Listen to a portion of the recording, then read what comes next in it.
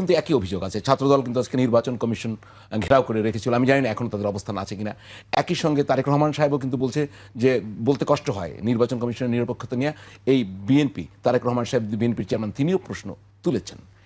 এখন আপনার কি মনে হয় নির্বাচন কমিশন কি নির্বাচন নিয়ে সংশয় তৈরি করার কোনো প্রক্রিয়ায় যুক্ত, না আসলে ঘটছে কি? মানে ওনার বক্তব্য তো শুনলেন।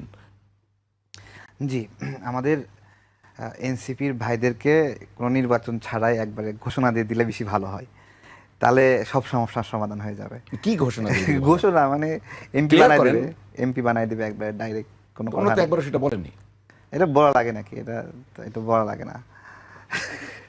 আমি কেন বলতেছি দেখেন, আপনার হলো আমরা তো এই গভর্নমেন্টকে একটা স্পেশাল গভর্নমেন্ট বলি, তাই না? স্পেশাল ক্যারেক্টারের গভর্নমেন্ট না, সংবিধান বা বিভিন্ন ব্যাখ্যায় আমরা তো স্পেশাল ক্যারেক্টার কেন? এটা গণ অভ্যুত্থান পরবর্তী সময়ের একটা, তার মধ্যে স্পেশাল একটা বিষয় ঘটনা ঘটেছে যে আমাদের উপদেষ্টারা কোনোদিন নির্বাচন করতে পারে না, কিন্তু আমাদের একজন উপদেষ্টা সে নির্বাচনে অংশ নিচ্ছে।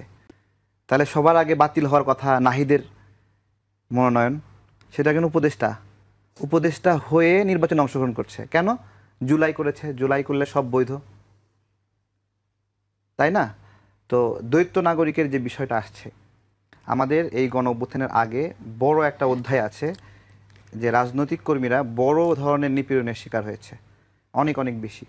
এই নিপীড়নের বিভিন্ন পর্যায়ে জেল জুলুম খাটা শেষে অনেক রাজনৈতিক কর্মী বিদেশে চলে গেছে, অ্যাসাইলাম নিয়েছে, এবং সবাই অনিশ্চিত যে কবে কী হবে জানি না। এই অ্যাসাইলামের প্রক্রিয়ায় অনেকে বিভিন্ন জায়গায় দ্বৈত নাগরিকের মতো ঘটনা ঘটে গেছে। দ্বৈত নাগরিকত্ব আজকে শুধু নতুন নাই, বাংলাদেশে ইতিপূর্বেও দ্বৈত নাগরিকত্ব নিয়ে অনেক রাজনীতিবিদের এই ধরনের প্রশ্নের সম্মুখীন হয়েছে, পরবর্তীতে নাগরিকত্ব ত্যাগ করে তারা নির্বাচনে অংশগ্রহণ করেছে। এটা হলো একটা বাস্তবতা এবং আমাদের পূর্ব অভিজ্ঞতা।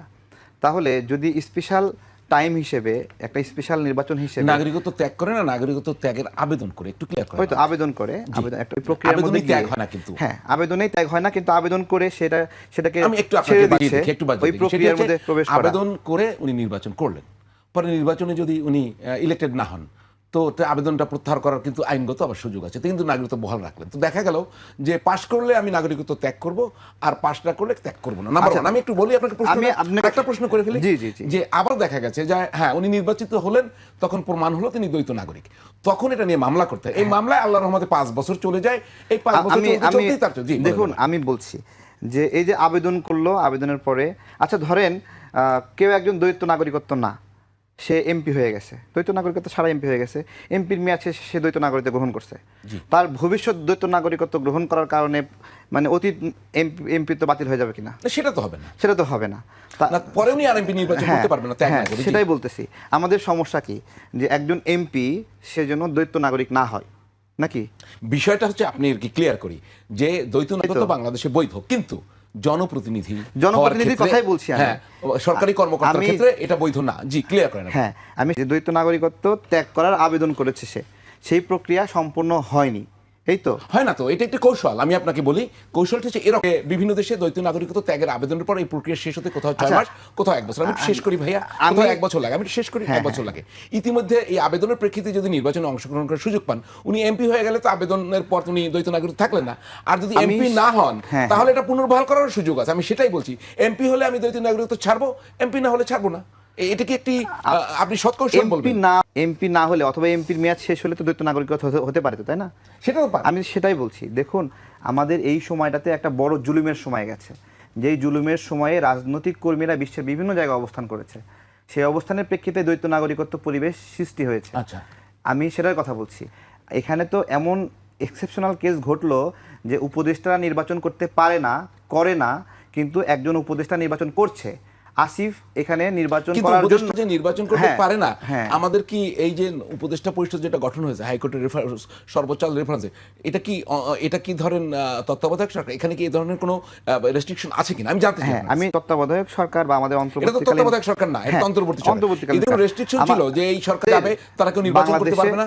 বাংলাদেশে যতগুলো সংকট ছিল, যারা ইন্টারিম গভর্নমেন্টের এই ধরনের ফাংশনে ছিল, তারা কেউই কখনোই নির্বাচনে অংশগ্রহণ করেনি। ট্রেডিশনের কথা বলছি, এটা নিয়ম আছে স্পষ্টভাবে।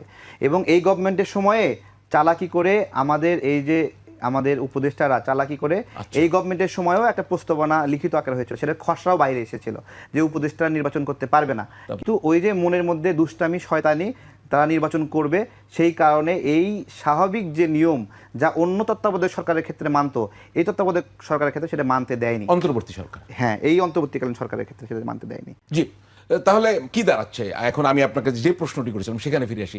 এনসিপি যদি নির্বাচন থেকে সরে যায়, কি দাঁড়াবে? দাঁড়াচ্ছে যেটা, যে কয়রা জোরাজোরি করে বাদ রাখতে পারে অতগুলোতে তারা আসন নেবে, এমনি তো পাবে না। মানে এনসিপি নির্বাচন থেকে সরে যায় তাহলে নির্বাচনের কি অবস্থা হবে? এটা কি অংশগ্রহণমূলক হবে? এখন নির্বাচনে থাকা দরকার, এনসিপি থাকা দরকার, জামাত থাকা দরকার। এরকম করে বলাও ঠিক না যে অমুক চলে গেলে নির্বাচনের মতো হবে। আমি এই ধরনের অগণতান্ত্রিক কথা বলতে চাই না। আমি বলতে চাই সবাইকে নিয়ে নির্বাচন করতে হবে। এখানে যে নির্বাচনের মাঠ থেকে যে সরিয়ে দেওয়ার একটা প্রবণতা, একটা রাজনৈতিক কর্মী যে দীর্ঘদিন জেল জুলুম নিপীড়নের শিকার হয়েছে, তাকে সরিয়ে দেওয়ার জন্য যে যুদ্ধ, এই যে হাসনাত আব্দুল্লাহ যে যুদ্ধ করতেছে, লড়াই করতেছে, এতে ওর জনপ্রিয়তা, ও এখানে ফ্রি ফিল চাচ্ছে কেন? ও অনেক জনপ্রিয় না, অনেক সাহসী না, তাহলে ফ্রি ফিল কেন চাবে? প্রতিদ্বন্দ্বিতা করুক না। মুন্সি সেও তো একটা নিপীড়িত মানুষ, সে গণ অভ্যুত্থানের আগে দীর্ঘ সময় নিপীড়নের শিকার হয়েছে না, তাহলে তাকে ঠেকাতে তার এত তৎপরতা কেন? মুন্সি সাহেবের দ্বৈত নাগরিকত্বের না না, সমস্যা, ঋণ আমাদের ঋণ খেলাপি যদি কোনো ব্যক্তি হয়, ঋণ খেলাপি হওয়ার জন্য কি ফাঁসি দেওয়া হয় নাকি? যে আপনি ঋণ খেলাপি, আপনাকে ফাঁসি দেওয়া হবে? সিস্টেম কি? সিস্টেম নির্বাচনে অংশ নিতে পারবে না। আমার কথা আগে শোনেন, ঋণ খেলাপি থেকে বাঁচার সিস্টেম কি? যে আপনি একটা ইনস্টলমেন্ট দিবেন, দুটো ইনস্টলমেন্ট দিবেন, দিয়ে আপনাকে ঋণ রিশিডিউল করবেন একটা নির্দিষ্ট অ্যামাউন্ট জমা দিয়ে।